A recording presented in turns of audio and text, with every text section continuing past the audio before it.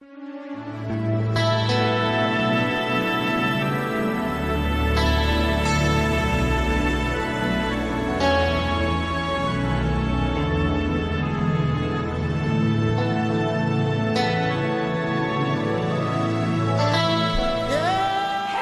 everyone, welcome to this monthly series on handling kids and teens. My name is Lady Lily. You can follow us on Facebook. The name is Obapa Lee. On Instagram, Ajoapa Pebi, and on WhatsApp 05480607762. In this week, we are looking at kids and teens self-care and their health. Thank you, and I believe you are going to enjoy the show. Keep your comments coming in. In phase 1, we are going to consider kids. That's children ranging from age 3 to 12. Kids are young people, and when it comes to their self-care, it really matters we give much attention to kids' self-care. A good self-care promotes one's self-esteem. Kids cannot properly take care of themselves unless they are taught.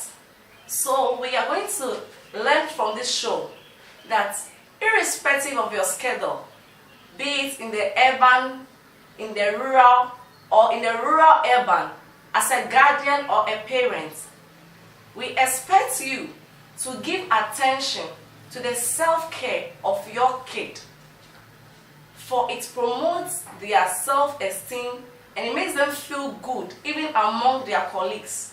A low self-esteem leads to inferiority complex. Self-care means taking care of oneself. And today's section, we are looking at kids' self-care. So we are talking about how kids can properly take care of themselves. Kids are people that we know they do not have much knowledge about themselves. Self-care can be in the form of bodily care, mental care, and one's social well-being. For kids to be able to take care of themselves properly, they have to be taught. So our first section, we are going to study that kids have to be taught how to dress and undress. That is, how to dress properly. Many times kids just dress anyhow, especially in homes when parents leave them and go to work very early in the morning and return late in the night. Such kids get anything in the room and they put it on to wear. When you dress anyhow, it doesn't boost your self-esteem. Although he or she may be a kid, but when he or she moves out, he or she begins to feel this kind of inferiority about himself because of how he sees others appear. We have to teach our kids how to properly dress. Improper dressing has led to a lot of issues, such as rape. Often we do put blame on rapists.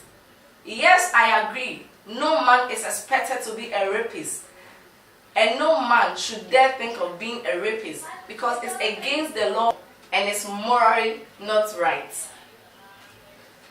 How can we prevent these rapists from having their ways into the life of our kids? One way we can prevent them is properly dressing our kids. I understand your standard of dressing may be different from the standard of dressing of another family, but come to think of it, some dressings are too revealing. Some dressings are too prone to making a man lust after a woman.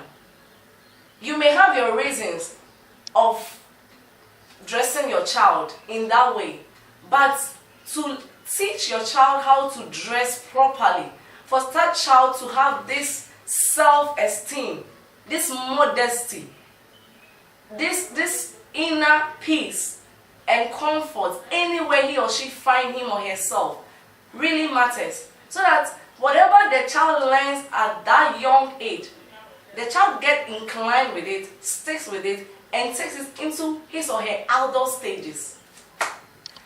I would also like you to take notice of this. We are entreating you to teach your kids how to take good care of themselves. But we are not saying than leave all it takes in taking care of that child to him or herself at all times. You have to do monitoring. You have to do regular checkups. Although you're going to be busy, certainly you may get weekends where you may not go to work. You have to monitor, engage your kid in a conversation where you will know what is going on in the life of the child. Some kids knows nothing about what is called self-care. Even from the age of 3 to 12, that is for phase 1 kids. In our show today, phase 1 kids. When you meet kids and you interview them and ask them, what do you do to take care of yourself? Or what can you do to take care of yourself? About 50% of kids, aside those who have been well trained in their homes, will give you a no answer. They don't know what to say. But this shouldn't be so. Kids are supposed to know how to brush their teeth. Kids are supposed to know how to dress properly. Kids are supposed to know how to, at age 3 to 12, know how to go about certain duties in their house. We are not to leave the duties on them, but we are rather to teach them how to keep the room clean, how to tidy up the room. We are to tell them to come around when we are in the kitchen. You wouldn't be surprised that you can meet a child of 10 to 12 in that age range, be it girl or boy, who cannot boil egg. At this stage, it's quite dangerous to use gas, but we have to teach our kids how to cook. That is, whenever you are in the kitchen cooking, you have to have your kid, male or female, around you. These same kids, especially the males, we prevent from coming to the kitchen to help us cook. Grow up, go to the university or the training colleges, and they seek the help of females in cooking. But if you raise your kid, male child, to learn how to cook, it's a plus for him. So we have to help our children in these things, and it's a way of taking care of themselves at that stage. We are going to look at hand washing. Hand washing is a necessary aspect of one's living. We are not supposed to wash our hands only when we want to eat. When it comes to washing of hands, how properly do kids and bacteria from our hands? Because we use our hands often on our body, on our face, to eat, kids especially. You see them playing and their hands are in their mouth, in their eyes. They are easily prone to infections. So we have to teach our kids how to properly wash their hands. And that is, when a child is to wash the hand, it's not like you put the hand under water and like this, the child goes. No, the child is supposed to be taught how to properly wash their hands in between the palms, the hands, the fingers at the back of the palms. All these things matters to show kids how to properly wash their hands. Our kids' oral health really matters, because if the oral health of your child is bad, the child is not able to associate with his or her colleagues. When he or she speaks, they begin to draw back because there is an odor from the mouth. And such kids look down on themselves and they begin to develop low self-esteem. Oral health is really, really essential in the well-being of our children. Therefore, I would entreat guardians and parents that if you have not properly taught your child how to brush his or her teeth, to the point where you know that when you leave the child can brush his or her teeth very well. Please, let's not leave the kids to be always brushing their teeth in the morning on their own. They may develop plaques, and this plaques may go a long run in affecting their oral health. Coming to look at the second phase of today's show, which is about teens and their health. A teen or simply called a teenager, is someone within the ages of 13 and 19. When it comes to teens and their health, a lot of things come into play. So first of all, we must understand what health means. According to the World Health Organization definition for health, health is a state of complete physical, mental, and social well-being of a person, and not merely the absence of a disease. So health has various aspects: the mental aspect, the physical well-being, and the social well-being of a person. Most teenagers can be found in the junior high schools and the senior high schools, and their health matters to us as guardians and as parents.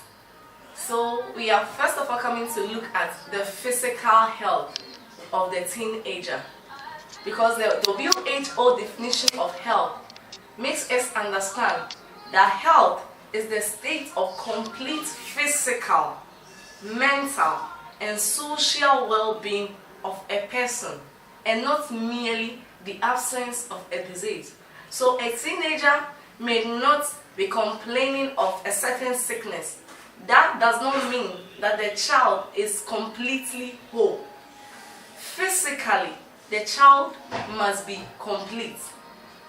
Sorry to say, I'm not talking about physically handicapped people. I'm talking about physical body, in terms of taking care of one's body. Teenagers can take proper care of themselves when they take good food. And what do I mean by good food? We consider our diet and our nutrition.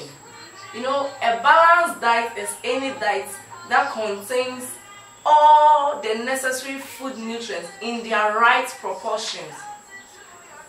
It does not take much to eat balanced diet as compared to eating junks that may not contain the necessary amount of nutrients we may need for the growth of our bodies.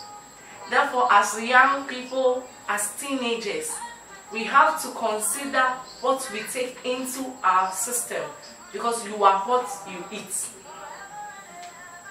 One's physical health is based on one's genetic makeup, but not only that, other circumstances also contribute to one's physical health.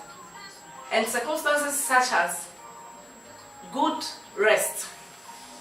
When people or teenagers who are focused get enough rest, they are able to repair worn out tissues in their body. And this gives a teenager his or her natural physical outlook properly. So we have to consider taking enough rest. That is why even in senior high schools and certain junior high schools which are into this boarding system, they have periods for siesta. It's necessary we do take siesta in our life as young people. We have to rest. When you rest, the body gets enough time to repair certain things within you. It keeps you refreshing for the next task ahead of you when you wake up. So rest is very, very important. Nowadays, because of social media, teenagers do not have enough rest. And whenever people do not have enough rest, the consequences are so much great that it's going to affect their health. If you are a guardian or a parent or an adult and you are online, even at 12 a.m. or 1 a.m., the number of youngsters you can find them online at that time, you will marvel. It's not because they are doing any research or any studies or any self-development studies online, but they are following trends, views, posts, and a lot of things. At that time of the night, they wouldn't sleep. Come to talk about daytime. Oh, for that one, even whilst we are with the books, we are online, social media, WhatsApp here, Facebook there. But every person as a teenager must be strategic or diligent. And when I talk about diligence, diligence refers to you paying critical attention to whatever you do. I'm not saying you shouldn't go online, because this program is even broadcast through social media. Therefore, it is necessary that you go on social media to see what is going on. But you must not spend all your time on social media doing things which do not add up to your growth and denying you of quality rest as a teenager.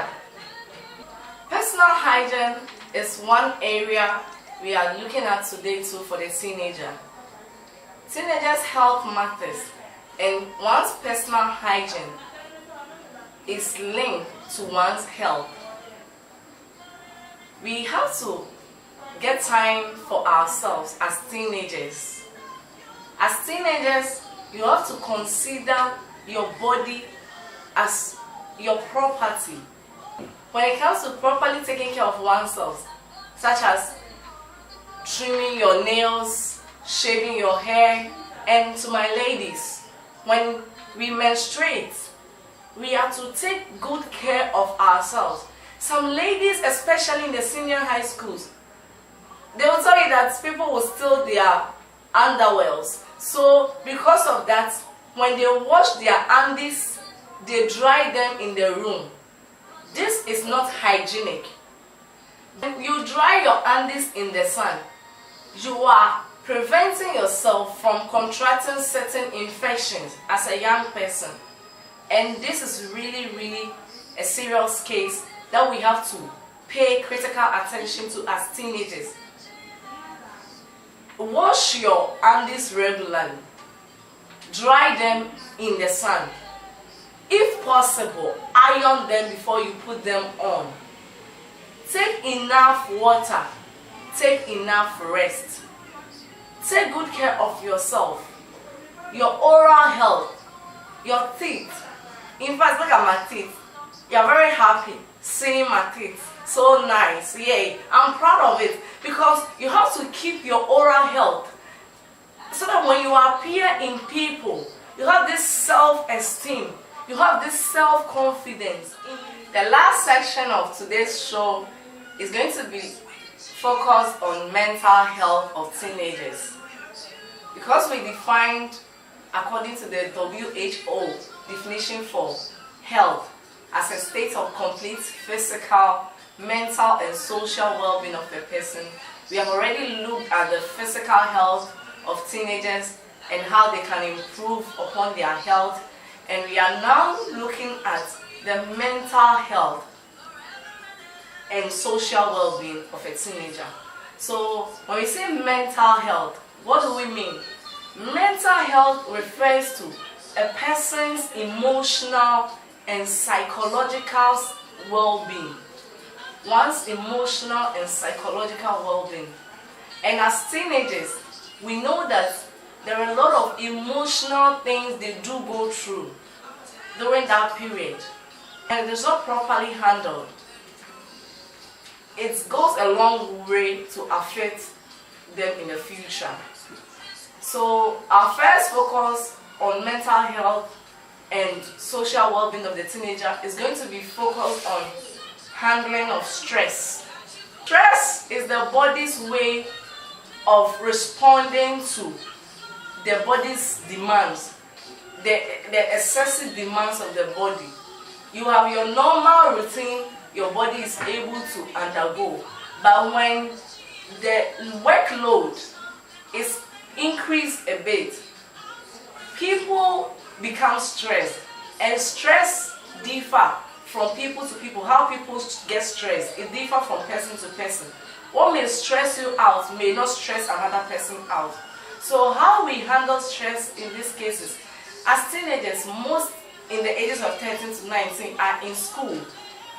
We realize that academic stress comes along, where you are given a lot of assignments, you have to meet an assignment deadline, a project deadline, and you realize that some people just get confused, some people are not able to put themselves together, but it shouldn't be so.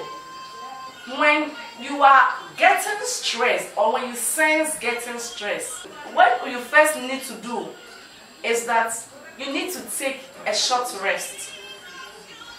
Rest, not necessarily sleep. And rest, I mean, is getting your mind off all other tasks.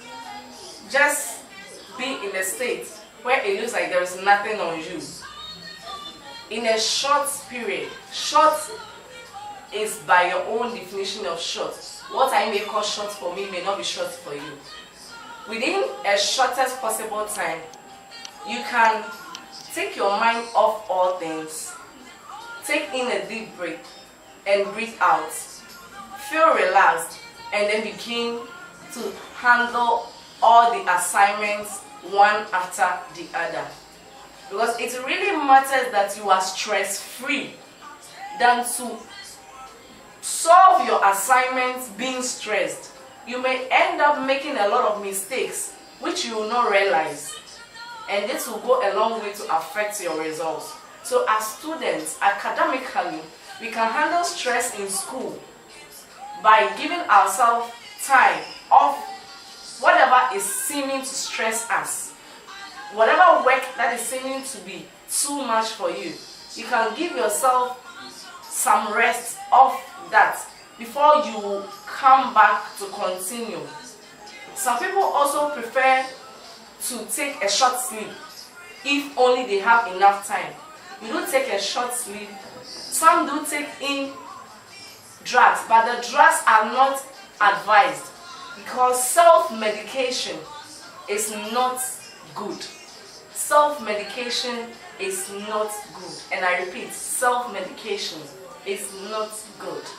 You're not supposed to take drugs to ease your stress, or you feel fatigued, so you are taking in some drugs to help you revive back. You are rather putting more work on the body, and you may end up having headache or feeling sick. So as students, when academic stress begins to set in, you can take short rest, you can take a walk, you can play your favorite game. Yeah, you can even engage yourself in your hobby, singing. You can sing a song to yourself, and it works. When you sing a song to yourself, you feel motivated and encouraged to move on. So as we end our show for today, please take note that anytime you begin to feel stressed, engage yourself in something like your hobby. Things that you do and you feel happy. Taking a stroll, singing to yourself. Some people even prefer to pray. Short prayer, long prayer. Whatever it is that will get you refreshing and back. You engage yourself in that shortly, and then you will see the body revive back to normalcy. We are happy for today, and we know that you are keeping your comments coming. And we are going to see you next week. Same time, 3 p.m. and on the topic, kids and teens, academic life and their ambition in life. Thank you so much for joining us today. I, Lady Lee, is so proud of you, and I believe you also enjoy yourself. Bye for now. Bye.